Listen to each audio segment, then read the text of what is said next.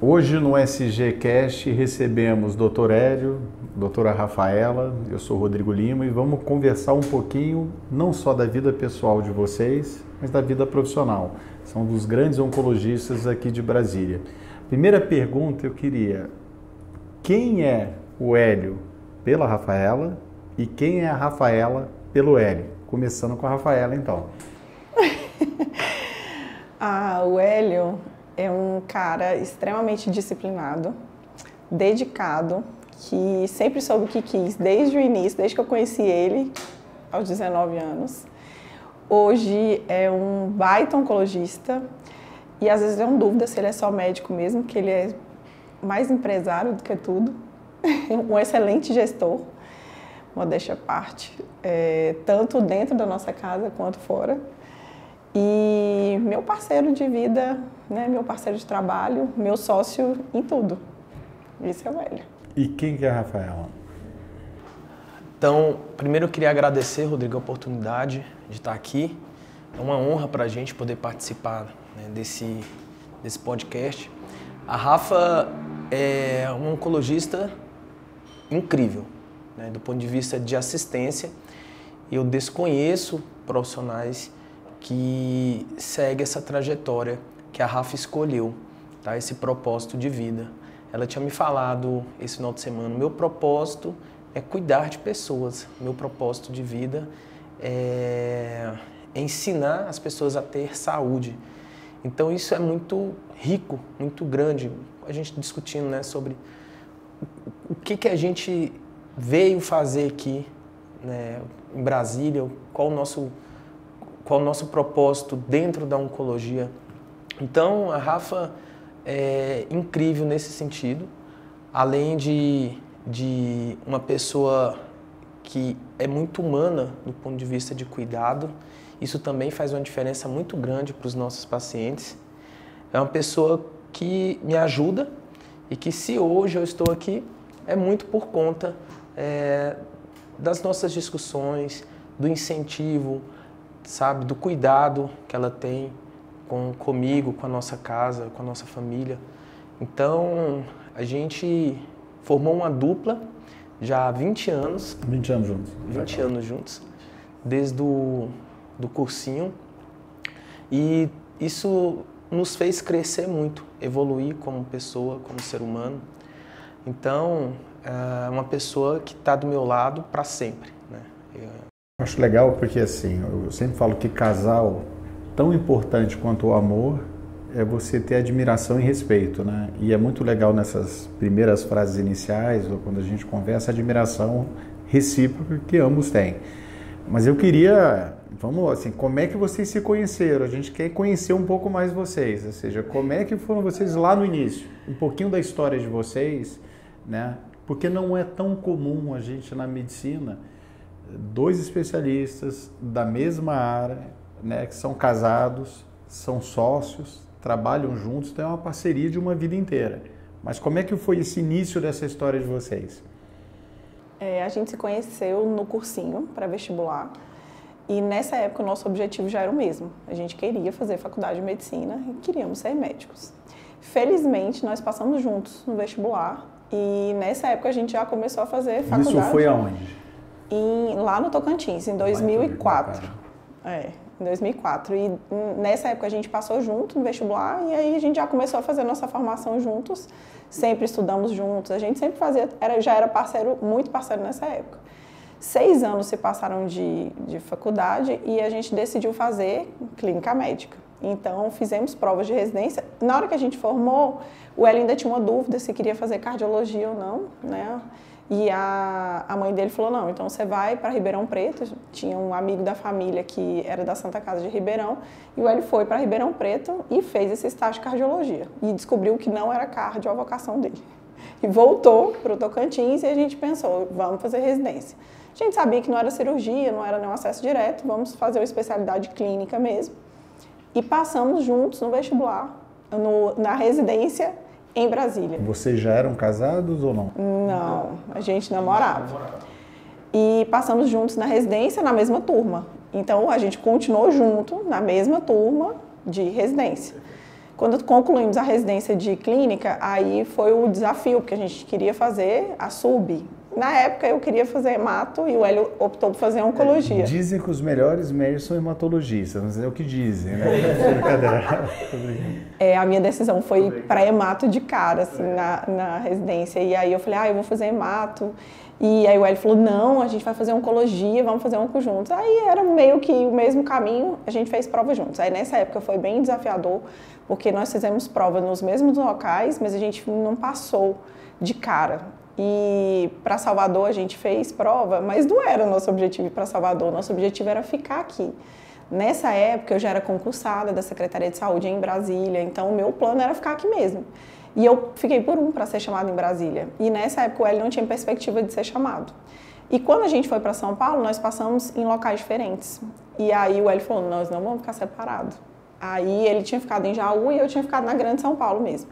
Aí eu falei, não, vai dar certo. Ele falou, não, isso não vai dar certo, a gente vai ficar separado. Já tinha 8 anos que a gente estava juntos nessa época. E aí eu falei assim, eu vou abrir mão da residência, você assume e ano que vem eu faço prova. Aí eu falei, não, essa não é uma possibilidade. Se a gente começou junto, a gente vai terminar junto, porque eu não vou abrir mão da residência.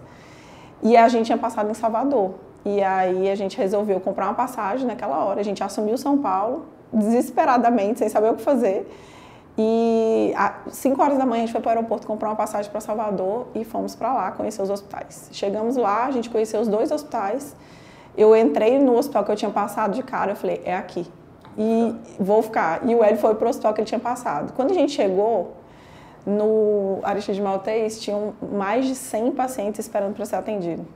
Eu falei, Hélio, você não aprendeu a tratar câncer nesse lugar, você não aprende mais. Isso. E aí foi ali que a gente decidiu. Eu falei, então vamos ficar juntos. E aí a gente passou de novo. E aí a gente optou em ficar em hospitais separados também, porque imagina, dupla de residência. Um faz no final de semana, outro faz outro. Eu falei, não, senão a gente vai se ver nunca. E daí a gente voltou para Brasília, vendeu tudo, entregou tudo, entrou dentro do carro, colocou o que cabia dentro do carro, eu dirigindo meu carro e ele dirigindo dele, a gente foi para Salvador. E aí 3 anos se passaram, a gente concluiu a residência. Eu ainda quase fiz um fellow em transplante, porque durante a residência de onco, eu passei no centro de hematologia de lá tinha um centro transplantador e o chefe era o Marco Aurélio, que é uma pessoa sensacional. Sim, conheço bastante. E aí ele falou assim, não, você vai virar transplantadora, eu vou abrir um fellow para você. Aí ele foi na diretora do hospital, eu era representante dos residentes, e ela falou, não, pode abrir, a gente abre uma vaga para Rafa. E aí o Hélio falou, não. Acho que o Marcos era do São Rafael também, se ele faz dos dois, né? Ele era de lá. Hoje ele está acho que ele está no Advisor Board da AstraZeneca na Europa. Perfeito. E aí, nessa época, eu falei, não, eu vou assumir. Aí o Hélio falou assim, você vai transplantar quem no Tocantins? Eu falei, realmente é complicado. Aí foi nessa época que ele me pediu em casamento. Demorou, né? Mais de 8 anos, né? Mas deu certo. Deu. Minha dúvida é, me fala um pouquinho dessa, vocês tiveram uma relação com Brasília antes e depois vocês formaram e voltaram para a cidade, né? E o que Brasília hoje, oportunidade, desafio, o que Brasília representa para vocês? O que aconteceu? A gente terminou a residência e nós voltamos para o Tocantins. E aí, lá no Tocantins, nós acabamos coordenando um serviço público. A Rafaela ficou no Hospital Regional, com oncologia, do Hospital Regional de Araguaína, no Tocantins. E eu assumi um hospital no sul do Pará. Então, só tinha eu como oncologista naquela região. E aí nós trabalhamos em Araguaína, Marabá e Tucuruí. Aquele polo que até então, somados todos os oncologistas ali, eram 5, 6 oncologistas. E era a nossa cidade, então a gente tinha um propósito de voltar, né, e conduzir um serviço, montar um serviço, desenvolver alguma coisa relacionada ao lugar que a gente de fato nasceu. Mas alguns anos se passaram, 2, 3 anos, e em um congresso surgiu o convite para a gente voltar, retornar a Brasília, através de um ex-staff nosso, né, da residência de clínica, e ele mostrou um projeto de montar uma oncologia dentro de uma rede hospitalar. A gente já tinha esse know-how lá no estado do Tocantins e Pará, e a gente viu uma oportunidade aqui de uma cidade maior, de mais oportunidades, né? E acabamos voltando para cá. Pode falar o nome do staff, quem é, quanta pessoa. Quem nos convidou foi o Marcos. Marcos era dono, proprietário da Aliança, tá? E chegou e ele nos apresentou para o Márcio e para a Gabriele, que eram sócios. E prontamente eles nos aceitaram para desenvolver esse projeto. A gente permaneceu por um bom tempo. A Oncoclínicas comprou a Aliança, adquiriu a Aliança. E aí a gente permaneceu ainda, acho que por 2 anos na Oncoclínicas. E aí foram surgindo outras oportunidades, outros convites, que é o que a gente se encontra até hoje. A gente brinca, né? Quem conhece a história da oncologia aqui em Brasília, existe uma primeira leva, né? Então pega a Valquíria, o Murilo, o Marcos Vinícius, a doutora Andréia, né? De muito sucesso. Depois uma segunda leva, que é onde o Acreditar entra, né? Então o Rodrigo, o Flávio, né? E depois teve uma terceira leva, que é Marcos, o Márcio e a Gabriela, que também tiveram, né, cada um com sucesso. E vocês ainda uma quarta leva, porque é engraçado, porque além da parte técnica, você falou uma coisa da gestão que é importante, né? Na nossa formação como médico, a gente, pelo menos na minha, que é um pouco diferente de vocês, a minha é mais antiga, mas a gente não era formado em gestão, a gente não era formado em noções de direito, a gente não tinha uma visão empreendedora, não tinha qualidade, a gente teve que adquirir isso ao longo do tempo, né? Mas a gente identifica quem tem, né? E existe uma diferença. Eu acho que para prestar uma boa assistência, você tem que ter boa comunicação, ser um ótimo gestor de recursos, de gente. E quando eu olho o casal, quando eu vejo vocês, a gente vê um diferencial grande. Então, isso é interessante porque a gente vai identificando as pessoas e cada um dentro de um sucesso de uma época, que a gente vê bastante isso em vocês.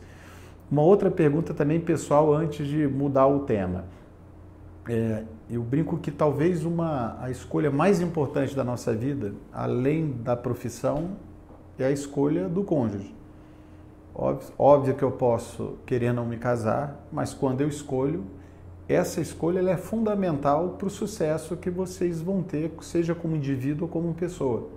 Tem trabalhos que brincam de planejamento financeiro, que quem é casado, bem casado, ele tende a ter um sucesso profissional, um sucesso financeiro maior do que tem ou quem está sozinho ou quem está solteiro.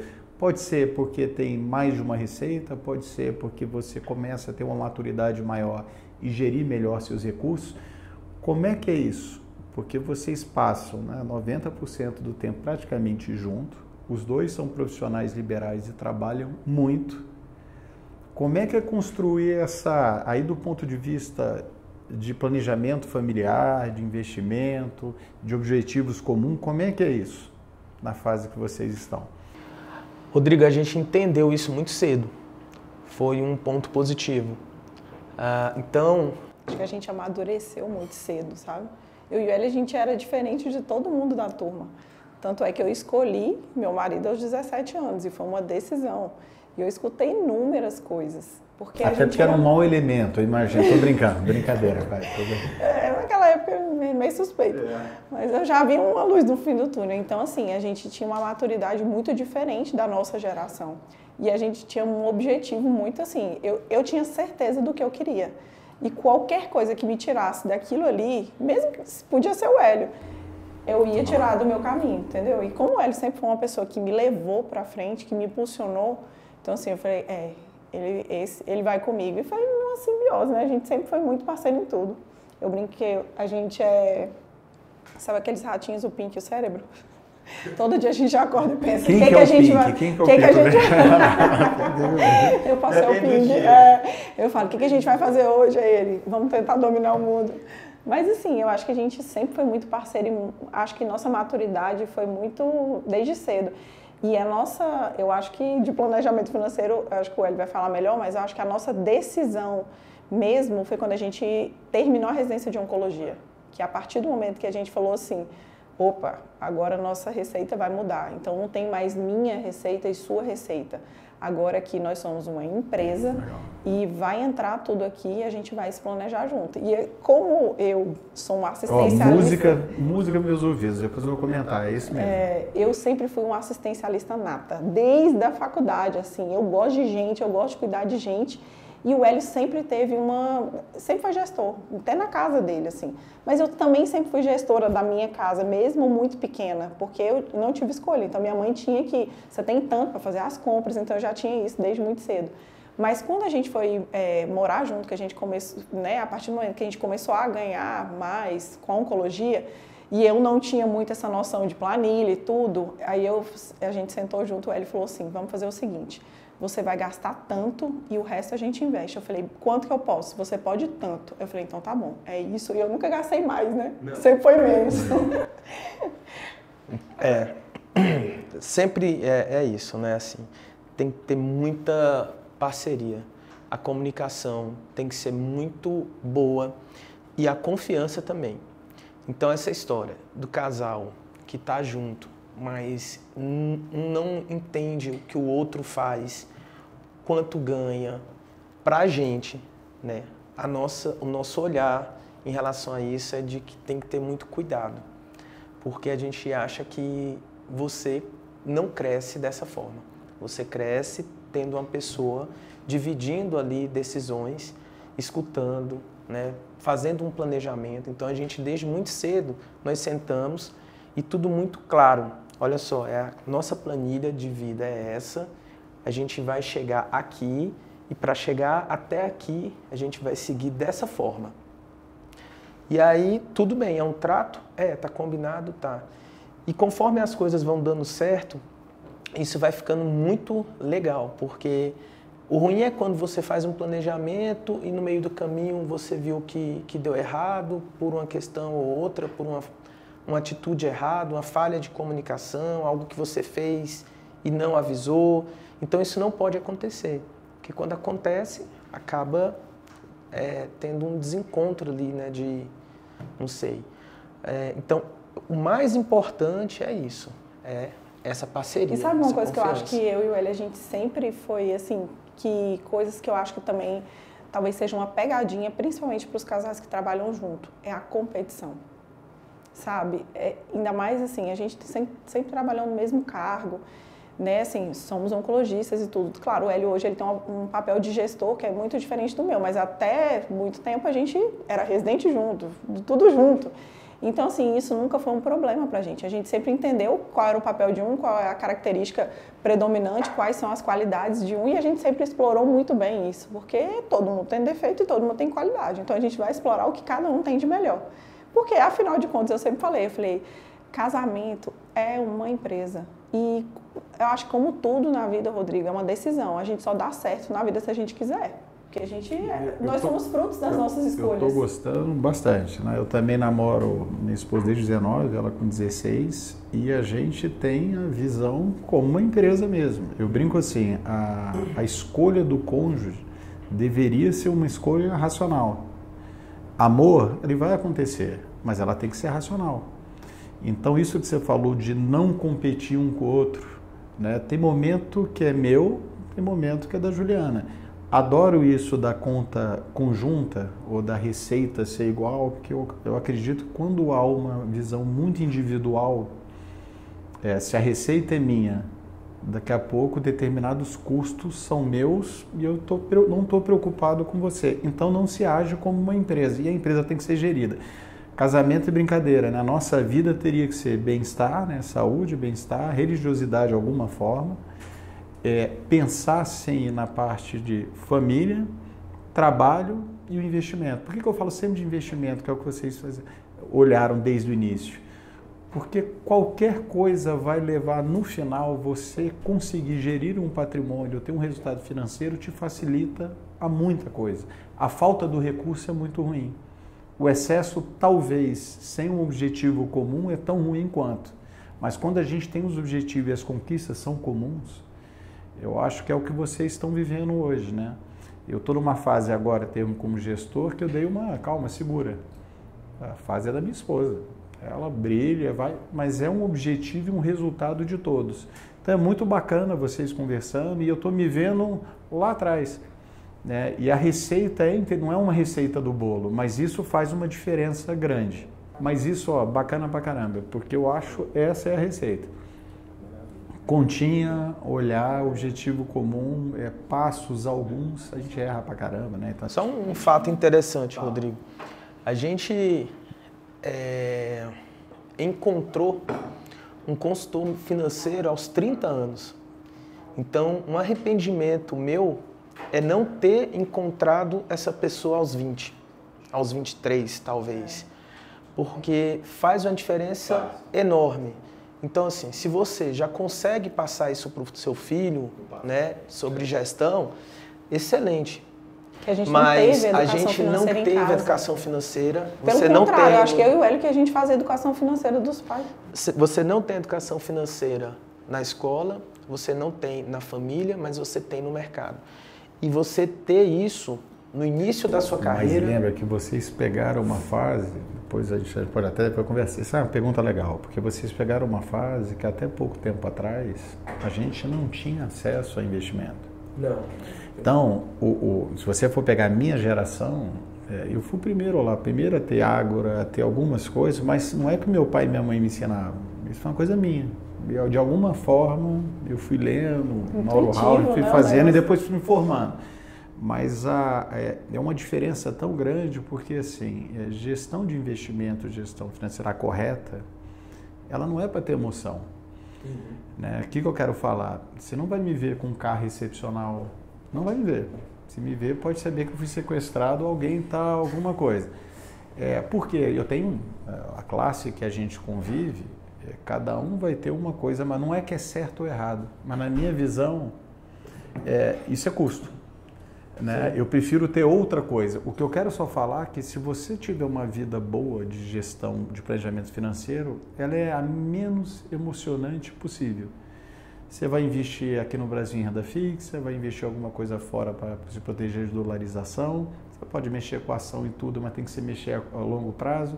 Você não vai ter outras coisas, a vida deixa de ser emocionante. Então, parece que não, mas esse consultor financeiro, eu gosto, e é legal que você já tem alguma coisa e tudo, mas tem que ser um cara sem conflito de interesse, que os modelos têm conflitos, são muito conflitantes e tudo, mas ela envolve muito mais coisa, né? Envolve desde o teu patrimônio total, desde a receita que cada um tem que ter e buscar cada vez mais, desde um desafio que você vai buscar, ela vai ter que segurar, depois o planejamento familiar. Então, é engraçado, mas isso é corrida de maratona. Mas o que eu achei legal? Não existe, não. Você ter um consultor, ele te dá um planejamento. Então, por mais que você fale assim, olha só, eu não vou investir isso tudo, ou não vou investir esse valor, você tem um planejamento. Eu acho que aquele planejamento foi o que mudou. Que ajudou vocês. Que ajudou. Quando a gente chegou do Tocantins, a gente ficou lá um tempo, o pai dele faleceu e ele logo quis ir embora. Eu quero ir embora, não quero mais ficar aqui. Ele quis voltar, eu não queria. Porque eu falei que eu queria ficar em Brasília. Eu falei, meu lugar no mundo é aqui. E aí eu falei assim, calma, não está na hora da gente ir embora ainda, porque a gente não chegou no nosso objetivo. Aí ele falou, tá bom. E a gente foi. Eu falei, agora, acho que a gente chegou no objetivo, juntamos, vamos embora. E aí surgiu a oportunidade mesmo, que o Marcos chamou a gente. E foi, assim, maravilhoso. Sou grata eternamente. E aí, quando a gente chegou aqui para o consultor financeiro, a gente chegou e falou, o que a gente tem é isso aqui. Ele parou, olhou, quantos anos vocês têm? Aí a gente falou, ele falou assim, primeira coisa, vocês precisam gastar um pouco do dinheiro. Porque a gente só trabalhava loucamente. E aí ele falou assim, não é assim que funciona. Nós vamos fazer um bom planejamento, mas vocês precisam entender que vocês também têm que viver um pouco, assim, não dá para ser desse jeito. E aí eu acho que foi meio que botar o pé no freio, porque eu e o Hélio, a gente sempre trabalhou demais. E aí foi quando a gente entendeu que tinha um meio termo. E esse papel do consultor, não falar de dinheiro e investimento, mas de planejamento, é que faz sentido. Não adianta o consultor chegar e falar, olha só, coloca X valor nessa renda fixa aqui, porque vai render isso e aquilo e pronto. Não. Mas o que brilhou nossos olhos foi, olha só, tem um planejamento. O que vocês pretendem? O que vocês têm como objetivo? Casa? Carro? Renda passiva? Então, constrói aqui. E aí, ao longo do tempo, a gente vai desenvolver esse projeto. E os objetivos vão sendo revisitados. Revisitados. Né? Eu acho que o mais importante então, por exemplo, eu tenho filho já com idade de 20, 18 e 14. Eu e Juliana, a gente brinca, né? Que a gente fala, eu sempre comento com ela assim, meus investimentos até 2035 são nossos, né? São meu e dela. Para frente, a gente já está deixando dentro de uma sucessão. Isso, quando a gente fala em sucessão, acho que a primeira coisa mais importante é a educação, né? Ou seja, dá educação, ensina a pescar e vamos embora. Eu brinco com meus filhos que o dinheiro é meu e da Juliana. Óbvio que todo o patrimônio que a gente vem criando, provavelmente, vai ter uma sucessão que são deles. A gente tem que pensar qual que é o melhor tributo, o que eu tenho que proteger, porque assim, não adianta, eu posso fazer o melhor planejamento financeiro. A cada ano, a minha riqueza em relação aos Estados Unidos, a dolarização, eu estou diminuindo. Eu posso estar hiper bem, diminuo, eu tenho mais receita do que custo, eu guardo, eu invisto, eu faço tudo correto. Mas a minha riqueza em relação ao exterior está diminuindo, é só ver a conversão. Então, todo esse raciocínio eu acho que vale a pena. E o que vocês estão falando não é só o investimento, não é o produto, é investir como um todo.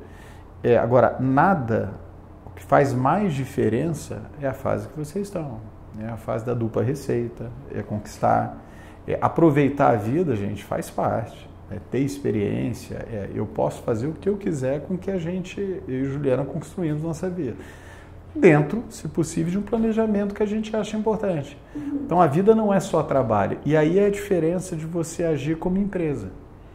O médico, às vezes, ele não tem tempo para nada. Ele trabalha de manhã, trabalha à tarde, à noite responde celular, né? Tem paciente para ver, se tem toda uma preocupação, mas você vai ter que começar a, como empresa, fazer uma diferença. Seja na sua área, ou em outra área que vocês acharem importante, porque ela não pode depender exclusivamente do trabalho de vocês. Mas isso é uma maturidade. E sendo casal é mais fácil. Eu acho que o apoio é mais fácil. Alguém pode ir para a área de gestão, outro pode ir para a área de assistência, daqui a pouco eu vou abrir um outro negócio. Então eu acho que as oportunidades estão aí, mas a maturidade faz diferença. Vocês falaram uma coisa que é verdade. Eu e Juliana também, quando a gente comparava com nossos amigos, a gente tinha uma maturidade como casal desde o início muito maior do que meus amigos que estavam na farra. Olha lá, não quer dizer que eu sou mais bem-sucedido ou menos bem-sucedido se o meu modelo de família, eu não estou falando que é perfeito, mas faz uma diferença ao longo do tempo, né? Porque de tudo, o tempo é o que faz mais diferença. Se eu consigo fazer um planejamento financeiro lá no início, se meus filhos têm uma educação financeira desde o início, ele tem uma diferença em relação ao resto da população.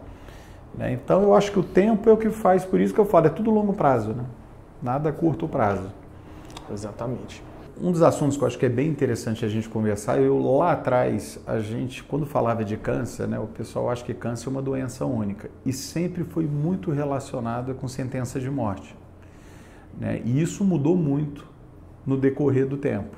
Eu queria que vocês hoje falariam, ou seja, como é que é câncer? Ele é uma sentença de morte ou não? Isso mudou muito, né, Rodrigo? Eu acho que falar de oncologia hoje, com tanta tecnologia que a gente tem disponível, tantas terapias novas, eu acho que isso, a gente precisa desmistificar essa sentença de morte. Eu acho que não é assim que funciona mais. E mais do que isso, eu acho que hoje a gente bate muito na tecla em prevenção em saúde, diagnóstico precoce. Então, quanto mais precocemente esse paciente tiver esse diagnóstico, maiores são as chances de cura, a gente sabe disso. Mas ainda é um tabu. Eu vejo que ainda é muito... Não tem como. Eu percebo isso na prática. Toda vez que você dá um diagnóstico para o paciente, claro que tem alguns que são mais práticos e entendem que tem um problema e tem que solução, mas a maioria desaba. Eu acho que fica muito próximo da finitude. Então, o paciente fica muito, assim, fragilizado de pensar. Eu acho que todo mundo nasce sabendo que um dia vai morrer. Mas na hora que você tem um diagnóstico desse, parece que isso fica muito mais próximo. Então, eu acho que ainda acontece muito, e eu falo para os pacientes todos os dias, a gente tira isso quando você explica para o paciente qual é a trajetória que ele vai seguir. O que você vai fazer ao longo desse caminho? Que aí ele vê uma luz no fim do túnel. Que aí você explica para ele quais são as etapas, quais são as possibilidades. E por mais que tenha um sofrimento, e eu falo para os pacientes, eu vou deixar você sofrer, tipo, até sexta-feira. Vou deixar você sofrer sábado e domingo, tá? Segunda-feira não me vem aqui chorando. A gente precisa ser um pouco prático em alguns momentos. Você vai ter ajuda de um monte de gente, um monte de profissional, não só do oncologista. Eu acho que a gente é só uma das mãos que vai ajudar aquele paciente. Mas eu acho que informação liberta, assim. Acho que quanto mais a gente falar sobre isso, menos tabu vai deixar de ser. Uma coisa interessante que na minha primeira consulta, antes de iniciar ali a anamnese, eu falo para o paciente, fica tranquilo, você não vai morrer disso. E aí o paciente desarma e fala, nossa, doutor, agora sim, agora eu consigo até prestar atenção no que você vai falar. Então, a gente tem inúmeros casos de pacientes que são curáveis, que o tratamento é complementar, o tratamento oncológico, é um tratamento adjuvante, e que faz muita diferença você já colocar isso na mesa para o paciente se tranquilizar e a partir dali ele ter ideia do que ele vai passar, do que a gente vai fazer, realizar de conduta. Eu lembro que quando eu estava na assistência, eu sempre falava com o paciente assim, ó, eu vou tentar me colocar no seu lugar, eu só posso tentar porque eu não passei por esse processo. Mas eu sempre brincava assim, que o diagnóstico de câncer, ele de alguma forma ele pode ser libertador, porque é a maneira de você rever conceitos. Né? Nós temos o papel, de alguma forma, cura quando pode, ou qualidade de vida e paliar quando não é possível a cura. Mas na maioria dos tumores hoje, grande parte, né, você tem hoje uma jornada onde às vezes ele se assemelha mais a uma doença crônica mesmo, e às vezes ele vai falecer de qualquer outro motivo. Mas eu brincava, o bicho pode ser feio, mas ele tem que ser enfrentado. Não adianta, e você não vai enfrentar isso sozinho. A gente não pode tirar a esperança, mas a informação liberta. Né? Eu também não posso vender falsa esperança, como às vezes acontece. E aí eu brincava que assim, talvez o pior dia de um paciente é quando ele recebe o diagnóstico. Mas depois a gente vai aprender que o pior dia do paciente é quando ele faz a primeira quimioterapia. Depois o primeiro é quando ele vai ver o resultado se recidir. Então a jornada, ela é uma jornada que ela é difícil, mas ela tem que ser enfrentada. E aí eu queria também tirar dúvidas de vocês, como é que é se preparar, né? Para o médico é muito penoso. Muitas vezes você tem que dar uma má notícia ou uma notícia difícil. Como é que é isso no dia a dia de vocês, no dia a dia do casal, no dia a dia como profissional? Olha, isso foi a parte mais difícil da minha formação, sem sombra de dúvidas. O Hélio sabe, eu não desisti de oncologia por conta dele, assim. Eu chorei todos os dias até a metade do segundo ano. Porque até então eu tratava pneumonia e ia de alta. Infecção urinária saía. E de repente as pessoas não iam de alta mais. Ou elas faleciam, ou elas tinham doenças crônicas, ou elas tinham um caminho árduo a seguir. Só que no primeiro ano a gente sabe disso, a gente fica na enfermaria, então a gente fica muito com quem não deu certo. Então isso é muito difícil. Eu falo que eu aprendi na dor a dar uma má notícia, a abraçar o paciente e principalmente, que eu acho que faz toda a diferença para qualquer profissão, você tem que ser empático. Só que eu acho que o que faz mais diferença, Rodrigo, é a gente ser verdadeiro com os pacientes. Eu sou muito sincera e eu falo para os pacientes, eu vou te falar uma coisa que vai doer muito, mas eu prefiro te falar a verdade. Porque eu não acho justo a gente enganar a pessoa. As pessoas têm famílias, elas têm filhos, elas têm planejamento. Então, assim, eu acho que é justo que eu dê a oportunidade dela escolher qual caminho que ela quer trilhar. Agora, se eu digo, você tem muito tempo, se eu vendo uma realidade que não existe, eu estou tirando a oportunidade daquela pessoa de seguir um caminho talvez diferente. E é engraçado porque assim, lógico, o médico, a gente é embasado em trabalho científico, né? Lógico que existe uma estatística por trás e quando você vai no indivíduo, eu não posso pautá-lo ele em sobrevida, em meses, eu não posso. Mas eu concordo que o mais importante é você ser verdadeiro. Existe uma forma de falar, óbvio, né? Mas a mentira não dá, nem a falsa expectativa. Você falou uma coisa que eu acho que é fundamental, né? A pessoa tem um planejamento. Talvez seja um momento de reconciliação com alguém. talvez seja um momento, né, de você preparar, né, seja financeiramente, seja como família, ou seja de qualquer outro motivo, e você tem esse período. Ele não é fácil, existem doenças que são extremamente curáveis, a gente sabe, você falou, realmente a tecnologia está mudando, a prevenção está acontecendo, a detecção precoce para alguns tumores faz uma diferença absurda, mas cada caso é um caso, né?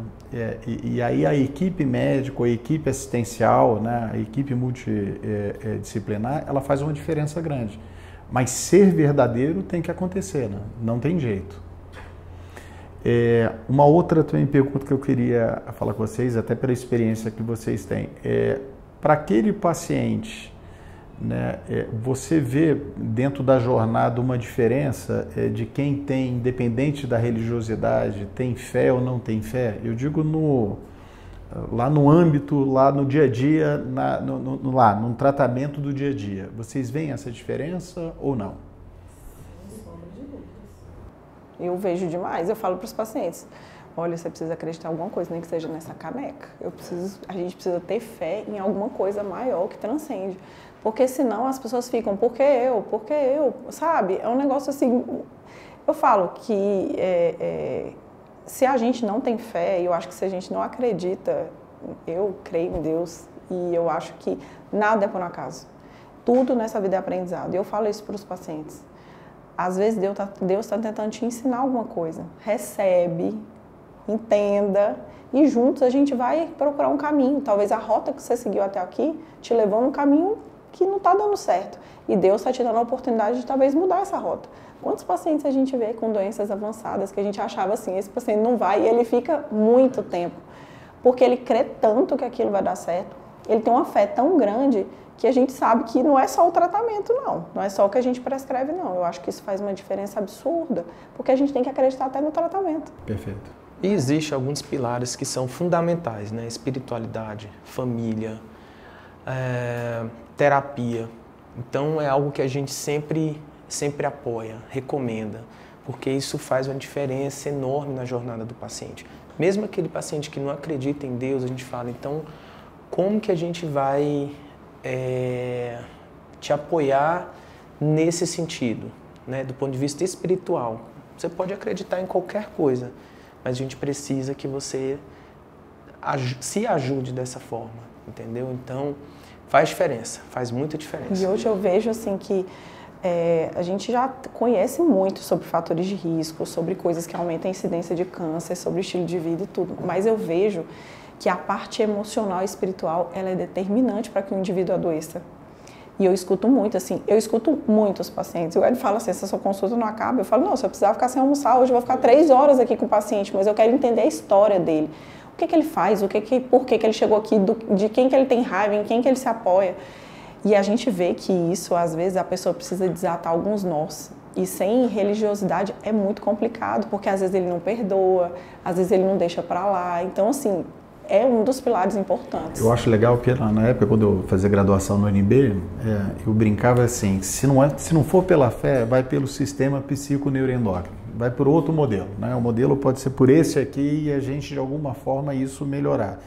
Porque não é nem aumentar a chance de cura, é deixar a jornada melhor, né? Eu acho que a grande importância é você, de alguma forma, deixar essa jornada mais palatável, seja para o paciente ou seja para a família. Eu vou mudar também radicalmente agora de assunto, mas falando um pouquinho da oncologia. Hoje, o que vocês chamam, o que é um serviço de excelência em oncologia? Como é que vocês definem isso? Porque a gente vê que cada vez o mais importante é a jornada, né? Essa jornada pode começar desde a prevenção, mas tem toda uma parte de tratamento, tem toda uma ineficiência do sistema de saúde que ainda ele é muito fragmentado. Como é que eu penso, como é que eu consigo montar um serviço de oncologia de excelência? Olha, Rodrigo, eu sempre dei ênfase para a linha de cuidado. Isso é algo que os pacientes, eles agradecem muito. Então, o paciente tratar em um local onde ele consegue realizar toda a jornada dele sem preocupação, isso já facilita muito a vida do paciente.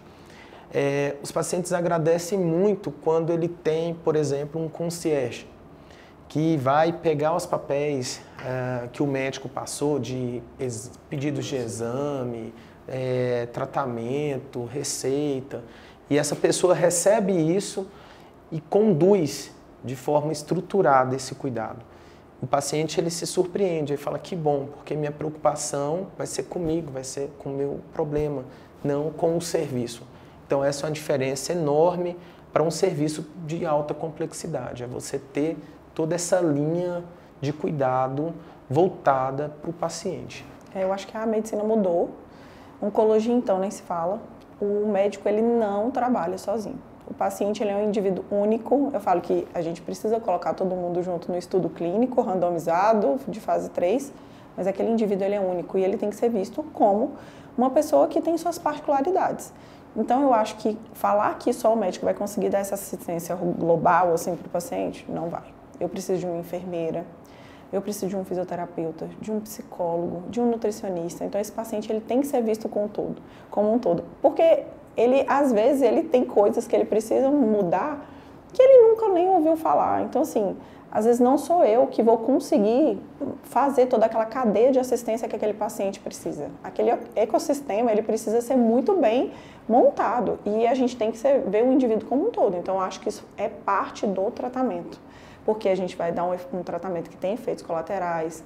Esse paciente, na maioria das vezes, ele já vem desnutrido ou ele não sabe como é que ele se alimenta e ele tem inúmeras outras preocupações. Então, eu acho que com a equipe multi, isso facilita o nosso trabalho, melhora a assistência do paciente e melhora o desfecho, sem sombra de dúvida. Eu gosto disso porque, assim, quando a gente fala de serviço, né, é sempre processo, pessoa, estrutura, né? Mas como é importante na oncologia a navegação da jornada, né?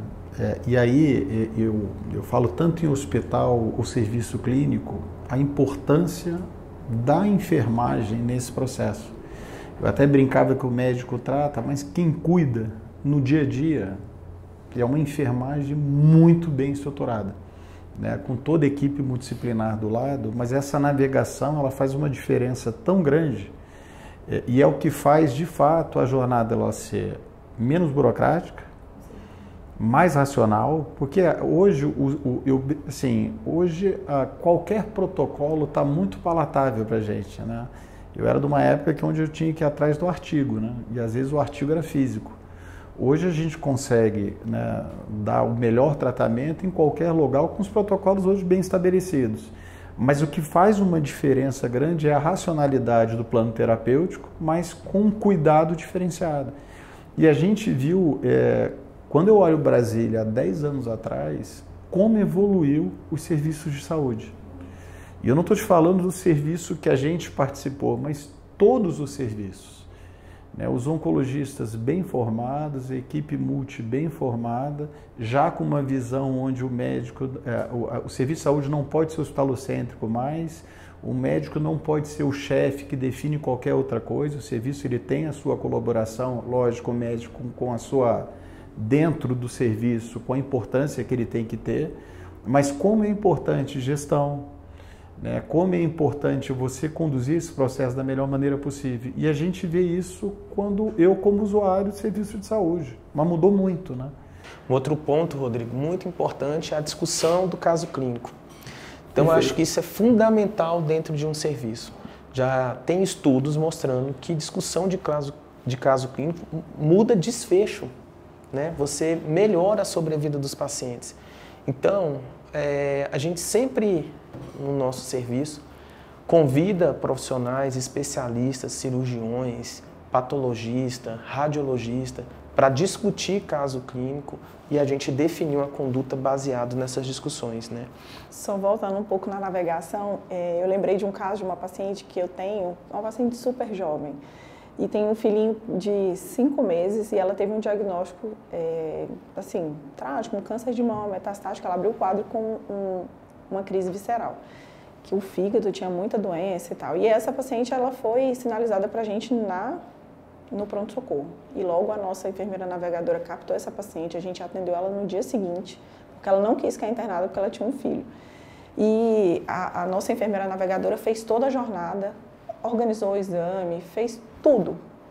Quando ela terminou, o tratamento, né, a fase infusional de quimioterapia e tudo, recente a gente fez uma comemoração, porque ela ia para uma fase, né, mais palatável, digamos assim, e ela falou assim, a maior e a melhor escolha que eu fiz foi ter escolhido ficar aqui.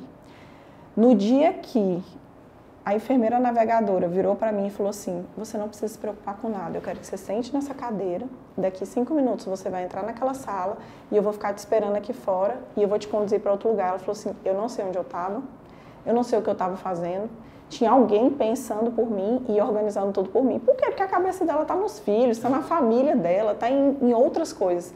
Então você tem uma pessoa para orquestrar aquilo ali, que nem fui eu recebi a paciente com tudo pronto e 5 dias depois a paciente estava em tratamento já. Se você deixa um paciente solto para ele fazer tudo isso, você acha que ele vai conseguir? Claro que não. Então, assim, fazer essa navegação com a enfermeira navegadora é extremamente importante. Você abrevia tempo, você melhora a assistência, você aumenta a chance de cura. Esse paciente ele vai ser tratado muito mais rápido, né? Então, assim, isso foi uma coisa que me marcou, porque eu vi na prática o quanto essa assistência global do paciente faz diferença. Eu falo para ele, precisamos alinhar os processos, mas o paciente jamais pode ser visto como um processo, né? Ele é como um indivíduo mesmo. E eu acho que essa assistência faz toda a diferença. E quem está no dia a dia, isso vale para gestão, para qualquer coisa, ouve o cliente, né? Ouve o paciente. Às vezes o paciente quer uma coisa totalmente diferente do que eu vejo o valor, né? Quem dá o valor é o cliente, é o paciente. Eu brinco assim, às vezes teu paciente naquele dia, ele só queria ter uma refeição com o filho. E às vezes eu dou diversas outras coisas que eu acho, que eu julgo importante, mas não era o desejo no final do que o paciente queria. Eu vou fazer mais 2 perguntas.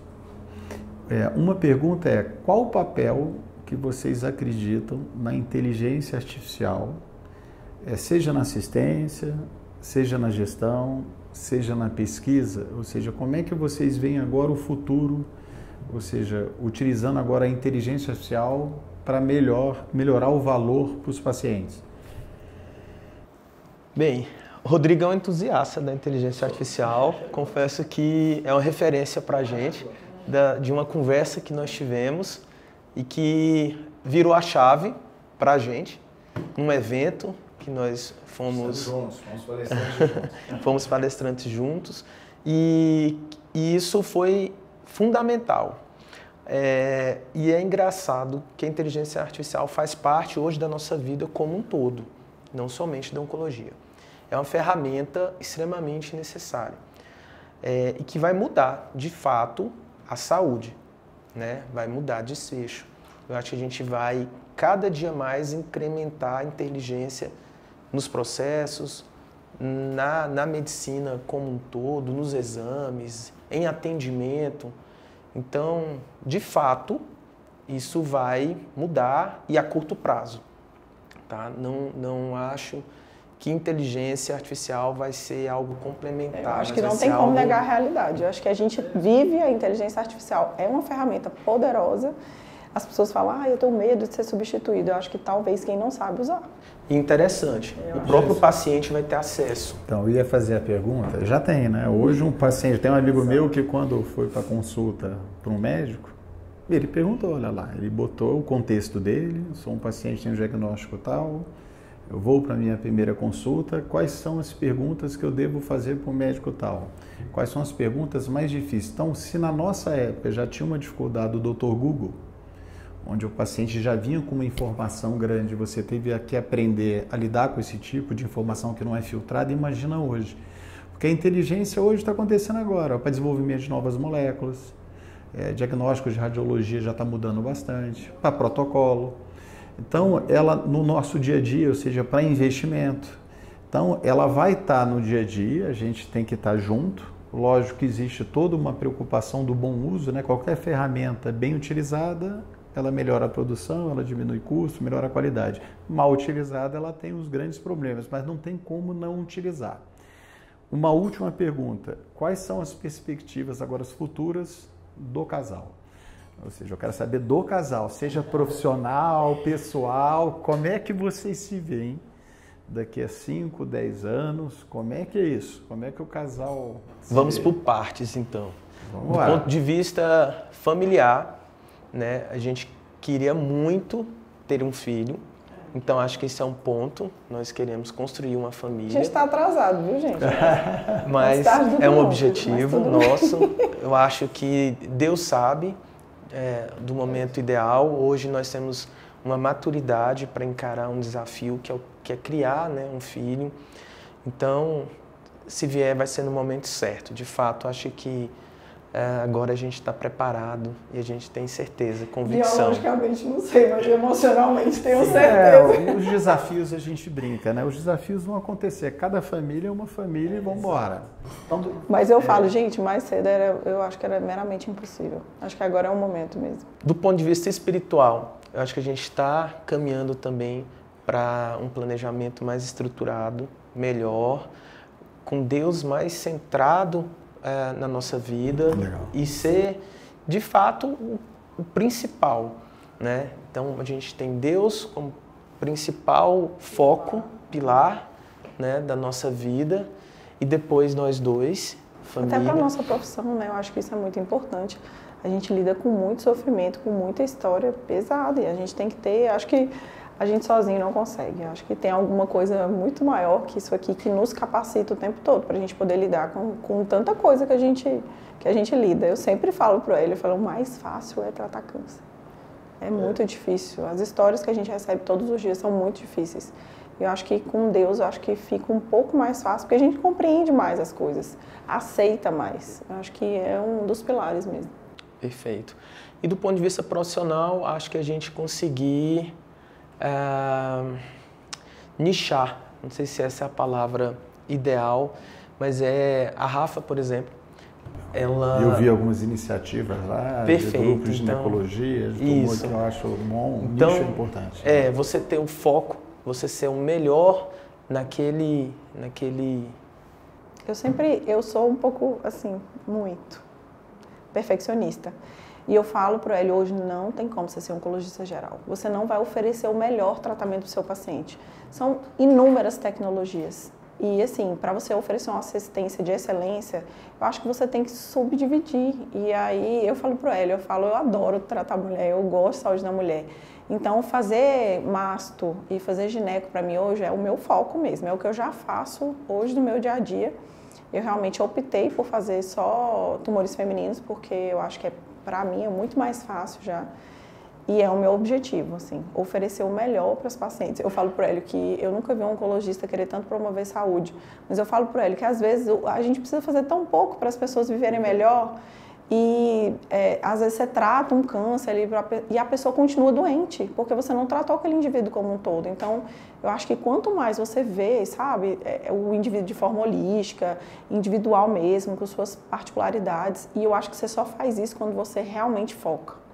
E isso melhora em muito a assistência, a troca com o paciente. Eu acho que isso fica muito melhor. E como é que a rede social ela está dentro disso? Porque a gente vê que não adianta, né? O médico começa a ter que se expor mais. Uma coisa da rede social que eu acho que é engraçado, né? Que a gente vê muito pouca gente com reputação no mundo real, mas por ser um ótimo vendedor, um ótimo comunicador, ele acaba tendo, né, uma reputação no mundo digital.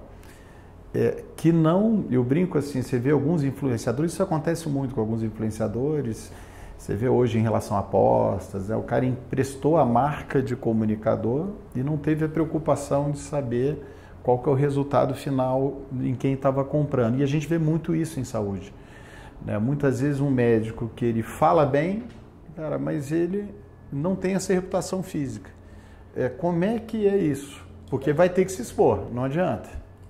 A gente é muito cobrado, né? Porque a gente fala muito, fala de saúde em casa, na academia, com os amigos. Não, e eu todo o mundo... dia inteiro. Rafaela me dá uma dica, me liga o dia inteiro, colegas mesmo. E por isso ser nossa vida, a gente acaba sendo cobrado para expor isso que a gente está falando para algumas pessoas, né, na mídia digital, e isso ser difundido para mais pessoas, né? Porque talvez isso faça diferença para muita gente. É essa cobrança. Olha só, você está falando algo que poderia ajudar alguém. Então, o sentido da gente hoje entrar... Metas para 2020. São metas, a gente não tem... Eu não tenho nem Instagram pessoal, exato, mas tá tudo certo. Mas é uma meta, é outra meta que a gente tem, difundir né, um conteúdo de boa qualidade. Tem muita gente que tem autoridade digital, mas não tem autoridade técnica nenhuma, assim, isso é perigoso. Mas eu e o Hélio, a gente conversa muito, eu falo, mas isso é um pouco responsabilidade nossa, porque se a gente não se posiciona, a gente dá lugar para as pessoas se posicionarem. Então a gente tem mas é muito difícil mudar o mindset. Eu tenho muita dificuldade, muita. Porque você não se propõe a fazer determinadas coisas, mas é até mesmo uma crença nossa. Às vezes é mudar um pouquinho essa crença. Hélio e Rafaela, então, por exemplo, quando que vocês estão diante de um filho de vocês novo, quais seriam as recomendações que você daria para ele, né, para ter uma vida de bem-estar, de sucesso, ao longo da vida dele? Quais são as recomendações? Seguir o que a gente faz. Já começa assim, né? Além de falar, eu acho que você mostrar no dia a dia faz uma diferença enorme. O ser humano é movido por exemplo. Exato. Eu acho, não adianta nada eu ficar pregando e falando mil coisas se eu não faço. Então, eu acho que uma dieta balanceada é fato, é o que a gente faz todos os dias. Lá em casa a gente come orgânico, a gente leva comida para o trabalho todos os dias, café da manhã, lanche da manhã, tudo certinho. Tanto eu quanto o Hélio, porque ele também segue a risca. E eu acho que nosso filho, consequentemente, vai seguir as mesmas coisas, eu acho. Eu acho que as pessoas precisam entender que ela não precisa adoecer, você precisa cuidar de prevenção e saúde. E existem pilares que são básicos. Então, dormir, comer bem, exercício físico, saúde mental, que hoje em dia se fala tanto, a gente precisa falar sobre isso, desmistificar. E a gente precisa falar isso com os nossos filhos, porque talvez a gente não teve esse acesso. Nossos pais deram o melhor que eles podiam. E eu acho que, né, vacinem-se. Isso é importante, pelo amor de Deus. Eu falo todo mês, e agora eu estou falando de câncer de colo de útero, câncer de cabeça e pescoço, canal anal para homem, mulher. A gente precisa vacinar, tem no SUS, a gente precisa fazer isso, desmistificar esse negócio de antivacina, acho que não. Chegamos até aqui porque vacinamos. E eu acho que de saúde financeira, acho que o pai vai cuidar.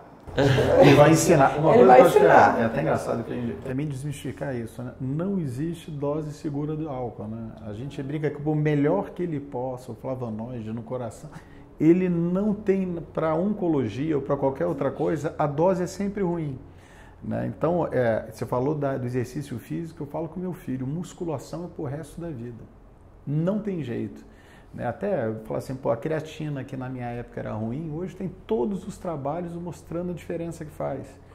Cuidar da coluna, meditação, tem algumas coisas que você conseguir desde o início. Lógico que os adolescentes, cada um, eu falo assim, a vida é um equilíbrio dinâmico. Né? Não dá para 100% andar na linha. Você vai ter suas transgressões ao longo do tempo, mas ela tem que ser em curto intervalo. O meu avô tem 94 anos e meu avô sempre foi atleta. E você pergunta para ele, vô, qual é o segredo para viver muito? Ele fala comer pouco e se exercitar. E dormir. E dormir, é fácil. Sono, então, vai dar sono. Eu falo todo dia para os pacientes, quer envelhecer, isso eu vou falar para o meu filho, você quer envelhecer com qualidade, você tem que começar hoje. É isso. Promoção e saúde, né? Agradecer a vocês, obrigado, foi um ótimo bate-papo, tá? Esse foi até um dos primeiros que eu estou voltando. Espero daqui a um ano voltar essa conversa para saber como é que está o planejamento, mas agradecer muito a participação de vocês, viu? Obrigado. Agradece. Foi uma honra, obrigado pelo convite e até breve.